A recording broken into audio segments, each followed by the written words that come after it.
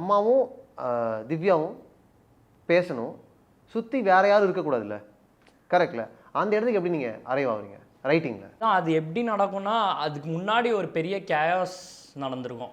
அந்த கேயாஸ் படத்தோட கிட்டத்தட்ட செகண்ட் ஹாஃபோட ஒரு உச்சக்கட்ட கேயாஸ் அந்த இடத்துல தான் நடக்கும். அதுக்கப்புறம் நடக்கிறது எல்லாமே அருணோட இன்ட்ரோஸ்பெக்ஷன்.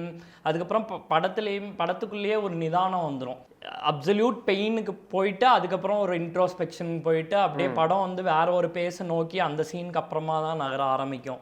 ஸோ என்னை பொறுத்த வரைக்கும் படத்தோட ஒரு உச்சக்கட்ட கேயாஸ் ஆர் உச்சக்கட்ட ஒரு பெயின் பாயிண்ட் அதாக தான் நினைக்கிறேன். ஏன்னா இப்போ நான் ஆல்மோஸ்ட் இது அருண் கதையா, as much as it's Arun story, இது திவ்யாவோட ஸ்ட்ரகிள்ஸ் அண்ட் எமோஷன்ஸ்குள்ளே இன்னுமே இன்வெஸ்ட் பண்ண வைக்கிற மாதிரி தான் நம்ம ஸ்க்ரீன் ப்ளே பண்ணிட்டே இருக்கோங்கும்போது அவளோட எமோஷன் டர்மாயிலோட ஒரு உச்சபட்சமாக அங்கே தான் வருது. அண்டு கிட்டத்தட்ட அதுக்கு முன்னாடி நடக்கிற சீனு இவன் போயிட்டு சரக்கை போட்டு உழப்பிட்டு ஒரு மாதிரி பயங்கரமாக ஃப்ரெண்ட்ஸ் முன்னாடி எம்பாரஸ் பண்ணிட்டு அதுக்கப்புறம் தற்கொலை பண்ணிக்க போகிறேன்ற ஒரு ட்ராமா, இது எல்லாமே. ஏன்னா அவளுக்கு ஆல்ரெடி இவனை ட்ரிப்புக்கு இன்வைட் பண்ணதே வந்து ஒரு ட்ராமேட்டிக்கான விஷயம் தான். பட் ஸ்டில் லைக் அந்த ஒரு கில்ட்டில் இருக்கா, இவன் ஏதாவது பண்ணிக்கிட்டானா அதை என்னால் தாங்க முடியாது, லைக் ஹி நீட்ஸ் மீ, இவனுக்கு யாருமே இல்லைன்ற மாதிரி ஒரு இதில் ஒரு டெசிஷனில் கூப்பிட்டுறா. ஆனால் அந்த கூப்பிட்ட டெசிஷனோட கான்சிக்வன்சஸை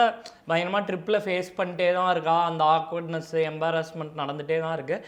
அதோட ஒரு உச்சக்கட்டமாக தான் இந்த கேஸ். இந்த ஈவெண்ட்டில் பர்த்டே கேக் வெட்டுறேன்னு சொல்லி பயங்கரமாக போட்டு எல்லாத்தையும் எம்பாரஸ் பண்ணி வச்சு தற்கொலை பண்ணிக்கிறேன்லாம் ஓடி இது பண்ணி முடிஞ்சோடனே அதுக்கப்புறமா இவன் ஃப்ரெண்ட்ஸ்லாம் இவனை ரூமில் எடுத்துகிட்டு வந்துடுவேன். அப்போ கூட திவ்யாவுக்கு வந்து ஒரு சின்ன இது கூட இருக்காது, வந்து என்னடா ஆச்சு அப்படிலாம் பார்க்கவே, எப்படி சொல்கிறது, அவள் ஒரு மாதிரி தூரத்துலேயே இருந்துட்டு அப்போவுமே ஒரு டிஸ்கஸ்ட் வந்துடும் அவளுக்கு. இன்ஃபேக்ட் இவன் ஃப்ரெண்ட்ஸ்லாம் முன்னாடி ஓடிடுவாங்க, அதுக்கப்புறம் தான் இவ போவா. ஒரு கிரியேட்டிவ் டெசிஷன். ஆமாம் ஆமாம், கரெக்டா? அந்த கேரக்டர் இது வரைக்கும் பிஹேவ் பண்ண மாதிரி ஆமாம் இந்த சீன்லேருந்து பிஹேவ் பண்ணது. ஆமாம், அதுதான் அவள் ஒரு பாயிண்டில் அது ஒரு அஃபர்மேட்டிவாக அந்த இடத்துல தான் மாறுறாங்கிறது தான் டெசிஷன். ஏன்னா தர் இஸ் அ லிமிட்டில் எல்லா லிமிட்ஸையும் தொடர்ந்து பிரேக் பண்ணிட்டே வரும்போது இந்த பாயிண்டில் அவள் பிரேக் ஆகிடுறான்.